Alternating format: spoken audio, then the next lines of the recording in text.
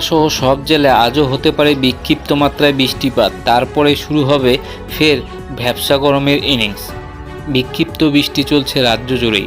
আলিপুর আবহাওয়া দপ্তর জানিয়েছে বৃহস্পতিবারের পরে শুক্রবার আজও কলকাতা সহ রাজ্যের সব জেলায় বিক্ষিপ্ত ঝড় বৃষ্টিপাতের পূর্বাভাস। তবে অস্বস্তি তাতে কমবে না, উল্টে বৃদ্ধি পাবে। শুক্রবার থেকে গোটা রাজ্যের তাপমাত্রা বেশ খানিকটা বৃদ্ধি পেতে পারে বলে জানাচ্ছে হাওয়া অফিস। আগামী 7 দিন দক্ষিণবঙ্গে বর্ষা আসার সম্ভাবনা নেই বলছেন আবহাওয়াবিদরা। আলিপুর আবহাওয়া দপ্তর জানিয়েছে শুক্রবার দক্ষিণবঙ্গের সব জেলায় হালকা বিস্তর বৃষ্টিপাতের পূর্বাভাস। তবে জেলার সর্বত্র বৃষ্টি হবে না, দু এক জায়গায় বিক্ষিপ্ত বৃষ্টির সঙ্গে ঝোড়ো হাওয়া বইতে পারে।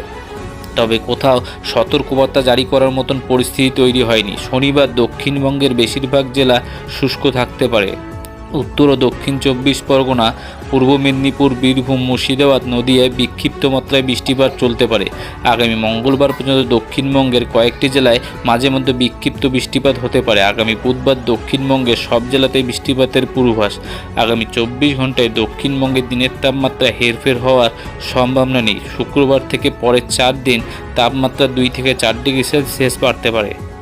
অপরদিকে উত্তরবঙ্গের 8 জেলাতেই শুক্রবার বৃষ্টিপাতের পূর্বাভাস। তার মধ্যে রয়েছে পাহাড়ি জেলা দার্জিলিং, কালিম্পং, জলপাইগুড়ি, কুচবিহারে হালকা থেকে মাঝারি মাত্রায় বৃষ্টিপাত। তবে জেলার সর্বত্র নয়, শনিবারও সেই সম্ভাবনা থাকছে। আগামী বুধবার পর্যন্ত উত্তরের প্রায় সব জেলাতেই ঝড় বৃষ্টিপাতের পূর্বাভাস রয়েছে। তবে সতর্কবার্তা জারি করার মতন পরিস্থিতি তৈরি হয়নি। শুক্রবার থেকে পরের 4 দিন উত্তরের জেলাগুলিতে দিনের তাপমাত্রা 2 থেকে 4 ডিগ্রি পর্যন্ত বৃদ্ধি হওয়ার আশঙ্কা করছে আবহাওয়াবিদরা।